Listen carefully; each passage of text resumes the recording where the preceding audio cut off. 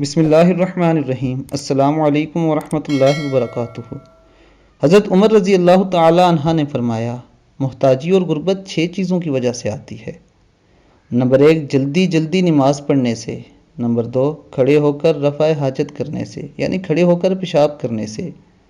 Number 3، کھڑے ہو کر پانی پینے سے۔ بے شک اللہ کے نبی حضرت محمد صلی اللہ علیہ وسلم نے بھی کھڑے ہو کر پانی پینے سے منع فرمایا ہے۔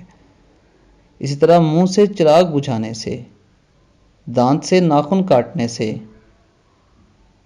اس کے ساتھ ساتھ دامن یا آستین سے منہ صاف کرنے سے۔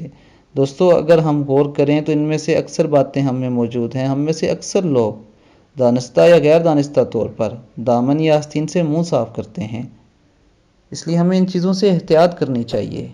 ہمیں نماز بالکل مطمئن ہو کر آہستہ آرام سے پڑھنی چاہیے۔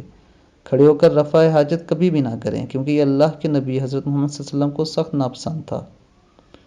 اللہ تعالیٰ ہمیں نبی اکرم صلی اللہ علیہ وآلہ وسلم کی سنتوں پر بالکل اسی طرح عمل کرنے کی توفیق عطا فرمائے جس طرح صحابہ کرام رضی اللہ تعالیٰ عنہ نے عمل کیا۔ اب تک کے لیے اتنا ہی۔ اپنا بہت خیال رکھیے گا۔ اللہ حافظ۔